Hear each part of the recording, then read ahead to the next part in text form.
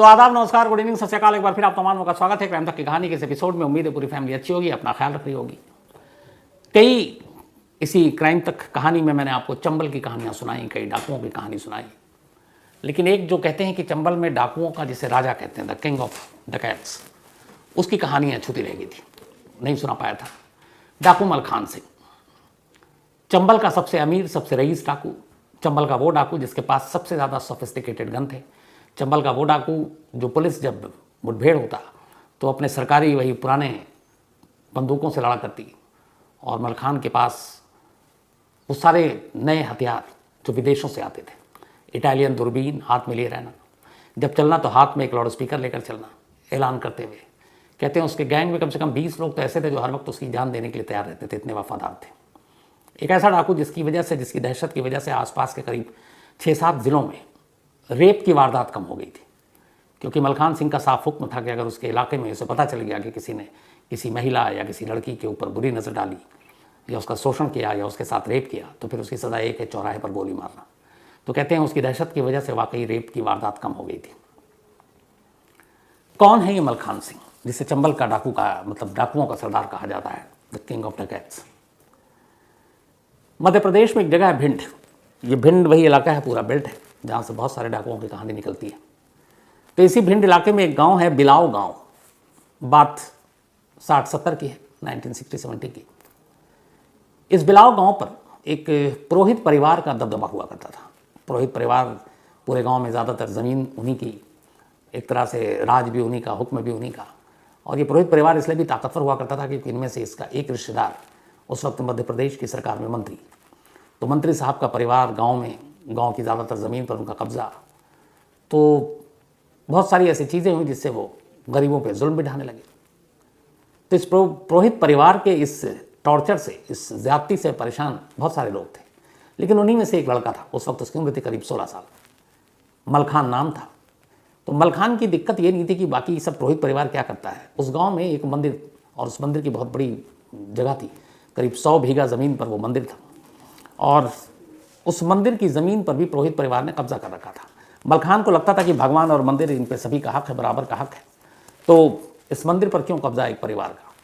तो इसको लेके मलखान थोड़ा सा बगावती तेवर रखता था। तो पुरोहित परिवार के खिलाफ यहीं से मलखान की एक लड़ाई शुरू होती है। उसने गांव वालों को एक तरह से जागरूक करना शुरू कर दिया कि ये मंदिर है, भगवान की जगह है, और ये पुरोहित परिवार के लोग इसकी आसपास की जगह पे ज़मीन पर कब्जा कर रहे हैं। और उस वक्त वहाँ पे उस गांव में जो पुरोहित परिवार का मुखिया हुआ करता था, उसका नाम था कैलाश पंडित। तो कैलाश पंडित का दबदबा था, और कैलाश पंडित के इस कब्जे के खिलाफ मलखान ने अचानक आवाज़ उठानी शुरू की। तो जब मलखान ने आवाज़ उठानी शुरू की, लोगों को बताना शुरू किया कि ये मंदिर की ज़मीन पर अवैध कब्जा हो रहा है, तो अब कैलाश पंडित को लगा कि ये बात धीरे धीरे गाँव वालों तक पहुँचेगी, वो जागरूक होंगे तो गड़बड़ होगा। तो अब चूँकि पहुँच भी थी, पुरोहित परिवार की जो दबदबा था वहाँ पर, और उसके मुखिया कैलाश पंडित, तो पुलिस भी अपने ही पास थी एक तरह से, क्योंकि परिवार का एक सदस्य मंत्री था। तो कैलाश पंडित ने पुलिस से कहकर मलखान को उठवा दिया और कहा कि ये थोड़ा ज़्यादा बोल रहा है, लोगों को जागरूक कर रहा है, तो आप थोड़ा इसको देख लो। कैलाश पंडित को किसी झूठे मोटे मामले में पुलिस उठाकर ले जाती है, खूब पीटती है, पीटने के साथ साथ उसे समझाती भी है, और इसके बाद खैर उसे फिर छोड़ देती है। मलखान वापस आता है, लेकिन अब वो थोड़ा और ताकतवर हो गया। उसे लगा कि इसके साथ जुल्म हुआ क्योंकि उसने आवाज़ उठाई। वापस आने के बाद उसे लगता है कि इस जुल्म से बचने का एक ही तरीका है, क्यों ना इस पुरोहित परिवार के खिलाफ पंचायत का चुनाव लड़ा जाए। और उस वक्त कैलाश पंडित वही चुनाव लड़ा करता। तो उसने सीधे सीधे ये फैसला किया कि पंचायत का चुनाव लड़ेंगे, और मलखान ने पर्चा भर दिया। अब कैलाश पंडित को लगा कि ये क्या कर, पहले तो लोगों को उकसाया, अब चुनाव में भी सामने खड़ा हो रहा है, तो आगे चलकर और भी लोग खड़े हो सकते हैं। तो इस बार फिर कैलाश पंडित ने पुलिस से साथ सांठगांठ की, और उसके बाद चूँकि चाचा मंत्री थे कैलाश पंडित के, तो उसने पुलिस से कहा कि चंबल के कुछ डाकू, चूँकि भिंड के पास ही नज़दीक है, और उस वक्त एक गिरदरिया डाकू हुआ करता था, तो उसका नाम लिया कि उसके साथ मलखान की काफ़ी नज़दीकी है, वो इस मुखबिर है इस गांव में रहते हुए, और डाकुओं की मदद करता है चंबल के। तो ये झूठा केस बनाया, फिर से पुलिस आई, फिर से मलखान को उठाकर ले गई, फिर खूब पीटा, कुछ दिन तक वो जेल में रहा। अब इसके बाद मलखान के घर पे इस दौरान में छापे वापे भी मारे गए, क्योंकि डाकुओं के साथ रिश्तेदारी की बात कर दी थी कैलाश पंडित ने। अब इन सारी चीज़ों के बाद जब वो वापस आया, तो अभी वो सोच ही रहा था कि इसी दौरान में कैलाश पंडित को ये बर्दाश्त नहीं था कि वो बाहर आए। उसने फिर पुलिस से साठगांठ की और एक अपने ही रिश्तेदार के कत्ल का इल्ज़ाम पहली बार मर्डर का मलखान पर लगा दिया। पुलिस एक मर्डर के इल्ज़ाम में पहली बार मलखान को पकड़ती है जो कैलाश पंडित ने लिखवाया था। लेकिन अभी वो जेल जाता और ये सोच ही रहा होता कि तभी उसी दौरान मलखान से बदला लेने के बदले मलखान के एक दोस्त का कत्ल हो जाता है। ये बात जब मलखान को पता चलती जेल में, तब मलखान को पहली बार लगता है कि अब बहुत हुआ। वो तमाम लड़ाई लड़ रहा था गाँव के मंदिर और उस ज़मीन को लेकर, लेकिन अब झूठा इल्ज़ाम पे इल्ज़ाम लगता जा रहा और उसके अब दोस्त का भी कत्ल हो गया है। तो इसी के बाद मलखान ने कहा कि अब उसे अपना रास्ता बदलना पड़ेगा। वो जेल से निकलता है और निकलने के बाद अब वो कहता है कि इस पुरोहित परिवार से बदला लेना है और ये शराफत से तो होगा नहीं। अब चूंकि उसके ऊपर एक कत्ल का भी इल्ज़ाम था, तो उसमें ये भी है कि वो शायद पेशी के दौरान भागा दे वहाँ से, तो भाग के गांव भी नहीं आ सकता था। तो यूपी के अलग अलग शहरों में गया जहाँ पे कुछ रिश्तेदार रहते थे। फिर उसने अपने कुछ चचेरे भाई और कुछ दोस्तों के साथ मिलकर ये तय किया कि पुरोहित परिवार से बदला लेगा, और ख़ास तौर पर कैलाश पंडित से। और इसी के बाद उसने फिर चंबल का रुख किया। चंबल जाने के बाद इसने अपना छोटा मोटा एक गैंग बनाया। उस वक्त गैंग में ज़्यादातर इसके अपने रिश्तेदार और दोस्त थे, वो सारे नौजवान थे। और इसके बाद अब ये था कि बदला लेने के लिए तो हथियार चाहिए, हथियार कहाँ से लाए। तो चंबल जाने के बाद इन लोगों ने पहली बार किडनैपिंग, रैंसम वसूली, क्योंकि उससे पैसे कमाने थे और चंबल का ये था कि आप पकड़ यानी कि किडनैप करें। तो वहाँ किडनैपिंग विडनैपिंग शुरू कर दी। उससे कुछ पैसे आए तो हथियार खरीदे। हथियार खरीदने के बाद जब लगा कि इतने हथियार काफ़ी है, एक दिन मलखान ने अपने लोगों के साथ उसी गांव में घुसकर कैलाश पंडित, जिसकी वजह से उसे लगा था कि वो चंबल का उसको रुख करना पड़ा, वहाँ उसके ऊपर हमला कर देता है। 6 गोली लगने के बावजूद कैलाश पंडित बच जाता है, लेकिन एक दूसरा शख्स मारा जाता है। और इसके बाद अब मलखान वहाँ से निकलता है। अब उसे मालूम है कि एक ताकतवर शख्स के ऊपर हमला किया है, पुलिस ज़्यादा पीछे पड़ेगी। तो अब पुलिस वाकई उसके पीछे पड़ गई। एक मंत्री के रिश्तेदार पे गोली चली थी, एक शख्स मरा था। तो अब इसके बाद पुलिस लगातार मलखान को ढूंढ रही थी और मलखान के पास अब और कहीं जाने का रास्ता था नहीं। तब उसने कहा कि परमानेंट चंबल यानी बीहड़ को ही अपना ठिकाना बना लें। लेकिन उसे लगा कि ये सिर्फ मामूली हथियारों के बल पर वो यहाँ पे राज नहीं कर सकता। अब उसने इसके बाद आनन फानन में बहुत सारी किडनैपिंग शुरू कर दी। कहते हैं कि चंबल के इतिहास में इतने कम वक्त में किसी डाकू ने इतनी किडनैपिंग नहीं की होगी, बहुत सारे डाकुओं के गैंग ने मिलकर, जो अकेले मलखान ने कम वक्त में कर दिया क्योंकि उसे पैसा चाहिए था। और उसे ये बात पता थी कि उसका अभी तक मेन दुश्मन बाकी है, और ये बात उसे बहुत एक तरह से गुस्सा दिला रहा था। तो उसने बहुत सारे किडनैपिंग कर डाले और कहते हैं उससे लाखों रुपए कमाए। और अब तक उसकी अब टीम जो है करीब 100 लोगों की टीम हो गई थी। चंबल में बड़े कम डाकू ऐसे हुए जिनकी 90-100 लोगों की टीम हो। तो उसने कम से कम 90-100 लोगों की टीम बना ली। और अब धीरे धीरे इतनी ज़्यादा पकड़ होने लगी कि लोग उन इलाकों में शाम को निकलते हुए, बड़े बिजनेसमैन, व्यापारी, जो थोड़े बहुत ठीक ठाक पैसे वाले, निकलते हुए डरने लगे, अपने बच्चों को निकालते वक्त डरने लगे। तो एक साथ 3-3 स्टेट, मध्य प्रदेश, राजस्थान और यूपी में अब मलखान का दबदबा हो गया था। उसकी गैंग भिंड, मुरैना, इटावा, जालौन, आगरा, धौलपुर, इन सब जगहों पर एक्टिव थी, इन 5-6 जगहों पर खास तौर पर। अब जब इतनी सारी किडनैपिंग की तो फिर पैसे आए। पैसे का मकसद एक ही था। फिर चंबल का इकलौता और पहला डाकू मलखान सिंह बना, जिसने इन पैसों से कहा कि न सिर्फ अपनी बल्कि गैंग की जान बचानी है तो हथियार अच्छे होने चाहिए। और उसे देखा था एमपी और राजस्थान और मध्य प्रदेश या यूपी पुलिस के पास किस तरीके के हथियार हैं। तो उसने सबसे पहले सेल्फ लोडिंग अमेरिकन राइफल मंगाई। अमेरिकन राइफल के अलावा इटालियन दूरबीन मंगाई, क्योंकि जो चंबल है वहाँ के ऊपर पहाड़ियों पे, पगडंडियों पे दूर से पुलिस की एक्टिविटीज़ या बाकी लोगों के ऊपर नज़र रख सके। तो उसने इटालियन दूरबीन मंगाई। इसके अलावा उसके पास AK-47 कार्बाइन जैसे हथियार थे, और इधर पुलिस के पास वही पुराने बाबा आदम के ज़माने के हथियार थे। 3 हथियारों के आने के बाद अचानक मलखान का हौसला, मलखान के गैंग का हौसला बढ़ा और ये लोग अब बहुत ताकतवर हो गए। अब जैसे जैसे वो ताकतवर हो गए, मलखान का हर तरफ नाम होने लगा। तो उस वक्त भी चंबल में और भी बहुत सारे अलग अलग गैंग एक्टिव थे डाकुओं का। तो उन्हें जलन होने लगी मलखान से कि हम भी चंबल में हैं, लेकिन ये अभी अचानक आया और ये इतना बड़ा नाम हो गया, इसके लोगों से अब डरते हैं लोग नाम से और पैसे देते हैं। तो कहते हैं कई बार आपस में डाकुओं की ही मुठभेड़ हो गई, मलखान गैंग और दूसरे डाकुओं से। लेकिन इस दौरान में हुआ ये कि मलखान ने अपने गैंग को एक साफ हुक्म दे रखा था कि चंबल के अंदर जितने भी बागी हैं, डाकुओं को वहाँ बागी ही कहते हैं, मलखान खुद को बागी कहलाना पसंद करता था, उससे कोई डाकू कहे तो गुस्सा आता था। तो उसने कहा जितने भी चंबल के अंदर और बागी गैंग एक्टिव हैं, अगर आमना सामना हो तो कभी उनको सर सीने पर गोली मत मारना, या तो उनके हाथ पर मारना या पैर पर मारना, मतलब उनकी जान नहीं लेनी है, क्योंकि वो हमारी तरह ही बागी हैं। तो ऐसे कई मुठभेड़ हुए और इन मुठभेड़ों के बाद सामने वाला जो राइवल गैंग है वो घिर गया, लगभग जान जा सकती है, और उनको मौका मिला तो वो मलखान के गैंग को सीधे मार दें। लेकिन मलखान का हुक्म था, तो जितने भी राइवल गैंग थे उनके या तो हाथ या पैर पर गोली मारकर उन्हें जिंदा छोड़ दिया जाता। धीरे धीरे ये बात पूरे चंबल के बाकी गैंग तक पहुंची और यहीं से मलखान को लेकर अब दूसरे गैंग जो तक उससे दुश्मन मान रहे थे, इज्जत बढ़नी शुरू हो गई। कि नहीं, ये बंदा तो अपने लोगों की जान भी नहीं ले रहा, जबकि हम घिर चुके थे, मार सकता था। तो कहते हैं यही वो वक्त था जब उसको दस्यू किंग यानी कि डाकुओं का राजा कहा जाने लगा, ये खिताब मिला। इसके बाद धीरे धीरे इनकाउंटर होने लगे, कई ऐसे, अब जब किडनैपिंग और ये ज़्यादा हो रही है, लॉ एंड ऑर्डर का इशू हो रहा है, तो मध्य प्रदेश, राजस्थान, यूपी की पुलिस फोर्स लगातार लगी हुई, फिर एसटीएफ बनाई गई, लेकिन मलखान तक पहुंच नहीं बन पाई। बल्कि एक बार ऐसी एक मुठभेड़ में पुलिस के साथ एक पुलिस वाला मलखान गैंग के हाथ लग गया। बाकी एनकाउंटर के बाद सब पुलिस वाले फिर भाग गए और मलखान के हाथ एक पुलिस वाला लग गया। और कहते हैं उस दिन दशहरे का दिन था, तो जब वो पुलिस वाला हाथ लगा तो बाकी गैंग के लोग ये थे कि ये पुलिस वाला ऐसे तो मारना ही मारना है, तो बस उस पुलिस वाले को मारने की पूरी तैयारी हो चुकी थी। तभी मलखान आता और देखता है ये पुलिस वाला है, तो अपने गैंग के लोगों से कहता है इसको छोड़ दो, इसको घर जाने दो। तो टीम के लोग कहते हैं कि ये एक पुलिस वाला है, इसको कैसे छोड़ सकते हैं, वो उनको मौका मिलता तब तक हम लोगों को मार देते। बोला बात तुम्हारी सही है, लेकिन ये एक पुलिस वाला है और आज दशहरा है, इसका भी घर परिवार है, बीवी बच्चे होंगे, अगर ये मर गया तो इसकी मौत की खबर सुनकर इसका पूरा परिवार मर जाएगा।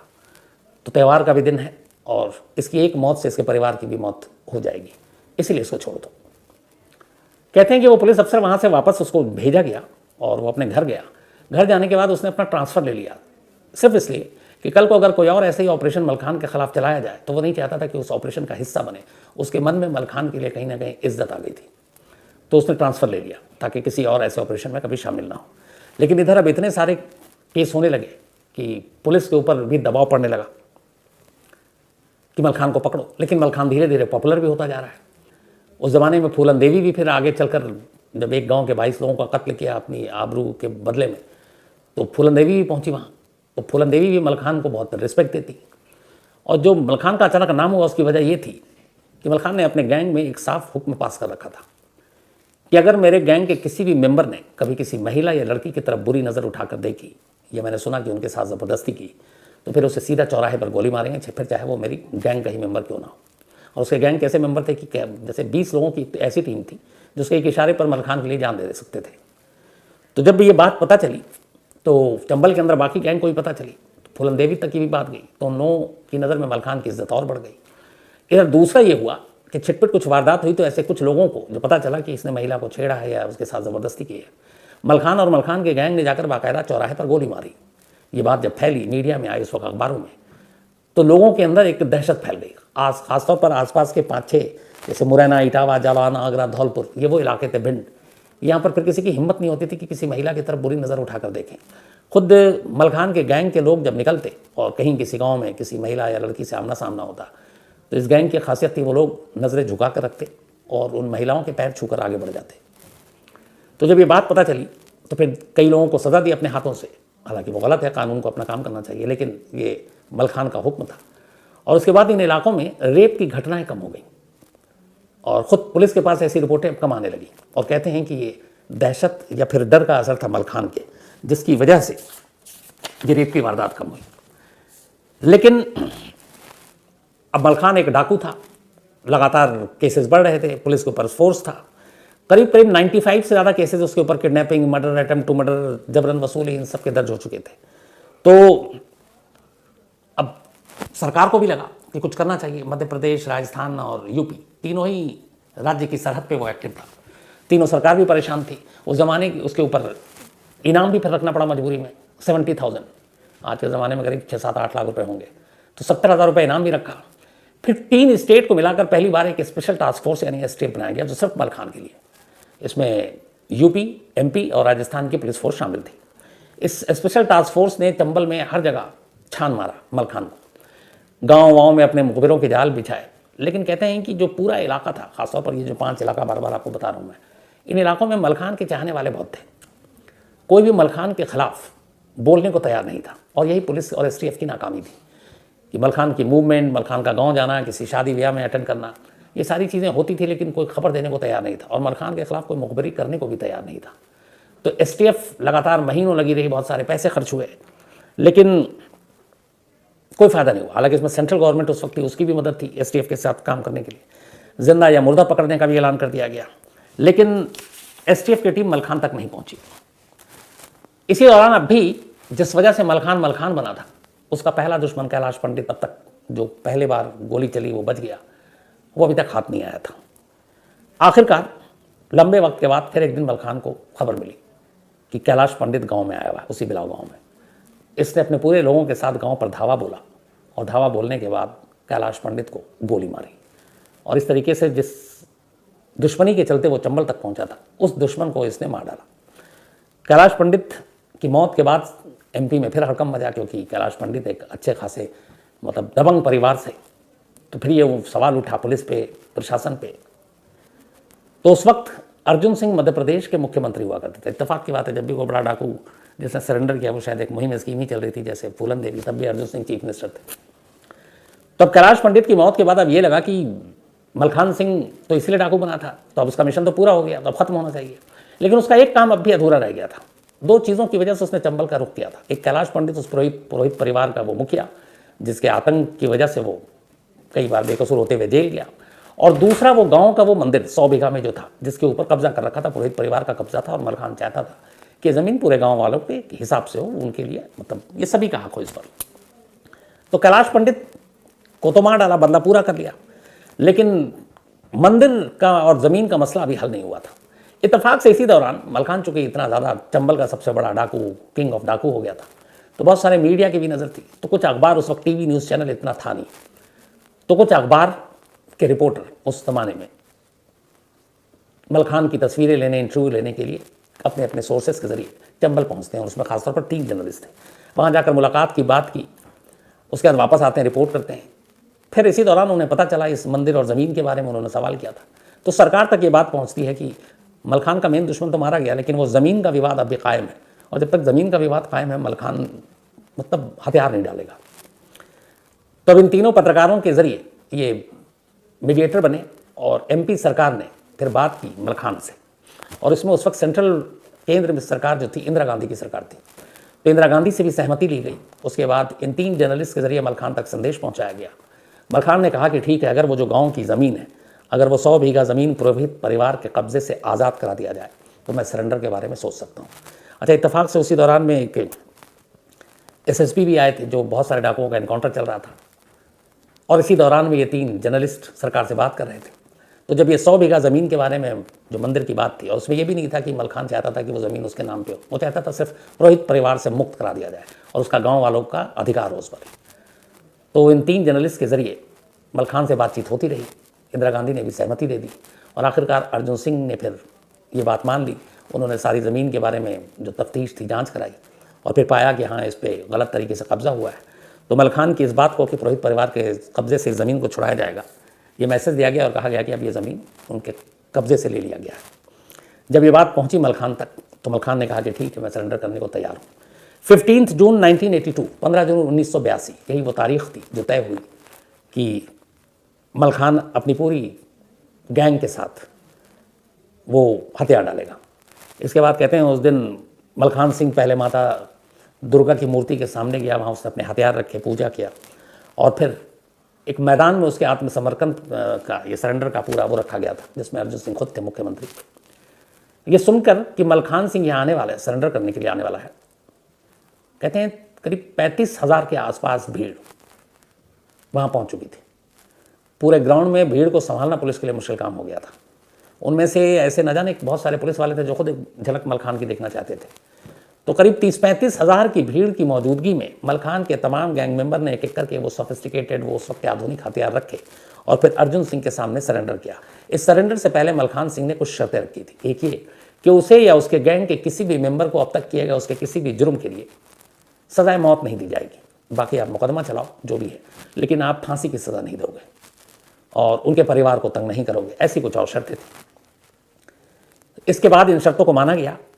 इन लोगों के सरेंडर के बाद इन सभी लोगों को कुछ दिनों तक वहाँ एक ओपन जेल में रखा गया और फिर जो करीब 94 केस थे, वो केस का मुकदमे की शुरुआत हुई। लेकिन चूंकि उस वक्त चल रहा था कि एक सुधार कार्यक्रम, तो इसमें बहुत सारे में तो ज़्यादातर केस में कोई गवाही नहीं आया, सबूत तो थे ही नहीं। तो करीब 6 साल तक जेल में रहने के बाद 1982 में ये हुआ था और 89 में मलखान जेल से रिहा हो गया। करीब 6 साल टोटल जेल में रहा। जेल से रिहाई के बाद वो बाहर आया, फिर वो अपने परिवार के साथ रहा। फिर उसने धीरे धीरे राजनीति का रुख किया। उसने चुनाव भी लड़ा, हालांकि हारा। और अभी जिस गांव से ये पूरी दुश्मनी की बुनियाद शुरू हुई थी, ये कहानी अभी ताज़ा ताज़ा उसी गांव पर आकर ख़त्म हो रही है। वो इसलिए कि इस गांव को पुरोहित परिवार के कब्जे से मुक्त कराना, गांव की 100 बीघा ज़मीन को आज़ाद कराना, ये लक्ष्य था मलखान का। और ज़मीन आज़ाद हो गई। पुरोहित परिवार का जो उस वक्त कैलाश पंडित, उसको खुद ही मलखान ने मारा। और अब उस गांव की मुखिया सरपंच मलखान की बीवी, वो भी निर्विरोध, यानी कोई सामने खड़ा ही नहीं हुआ लड़ने के लिए। और मलखान ने ये वादा किया, मलखान इस वक्त अभी भी वहीं है, और कि वो इस गांव का पूरा नक्शा बदल कर रख देगा और किसी को कोई तकलीफ नहीं होगी, सड़क से लेकर पानी, हर चीज़ इस गांव की बेहतर होगी। तो मलखान की पत्नी इस वक्त सरपंच इस गांव की। तो ये थी कहानी। तो कहानी का सिलसिला खत्म करूं उससे पहले वही अपना सिलसिला, आज भव्या का जन्मदिन है, तो हैप्पी बर्थडे भव्या। और ये निखिल प्राशर ने भेजा है। इसके अलावा अमृत वर्मा का भी आज जन्मदिन है, तो हैप्पी बर्थडे अमृत। और विकास वर्मा ने भेजा है, विकास वर्मा जी के बेटे हैं अमित वर्मा। इसके अलावा भूपेंद्र कौर, इनका भी आज जन्मदिन है, तो हैप्पी बर्थडे भूपेंद्र जी। और ये गगनदीप सिंह जी की मदर हैं और 24 को इनका था, तो बिलेटेड हैप्पी बर्थडे। साथ ही गौरव यादव ने कहानी की फरमाइश की है। इसके अलावा साहिबजीत सिंह ने कहानी की फरमाइश की है। नवनीत भाई रे टोरंटो से, थैंक यू सो मच आपके मेल के लिए। Prachi Jha, thank you so much Prachi. इन्होंने कहा कि ये डिस्कवरी देख रही थी, उसमें कहीं मैं इनको दिखाई दे गया। वो सीरीज़ इंडियन मुजाहिदीन पे एक बनी है शायद, बट थैंक यू। इसके अलावा सामर्थ Singh, thank you so much आपके मेल के लिए। अंशुली श्रेया एक कहानी की फरमाइश की है। आदित्य पाल, इसके अलावा हासिब तरीन, ये जर्मनी में रहते हैं। इन्होंने कहा कि आप पठान देखिए, देखकर मुझे बताइए। तो अभी कहाँ छुट्टी, कहाँ जब टाइम मिलेगा तो ज़रूर देखूंगा, बट अभी से कुछ पता नहीं है। इसके अलावा सुयोग Bhaskar, thank you so much आपके मेल के लिए। एडवोकेट पारस श्याम शिंदे, एक कहानी की इन्होंने फरमाइश की है और साथ ही इन्होंने जो कहा है मैं ज़रूर करूँगा। साथ ही पायल कुशवाहा, इन्होंने भी कहानी की फरमाइश की है। इसके अलावा PR रेड्डी, साथ ही नक्श, इन्होंने कहानी की फरमाइश की। और Nayan Vasava, thank you so much आपके मेल के लिए। तो आज कहानी में इतना ही। अब आपसे मुलाकात होगी कल रात 9 बजे किसी नई कहानी के साथ। तब तक अपना ख्याल रखिएगा। Thank you very much.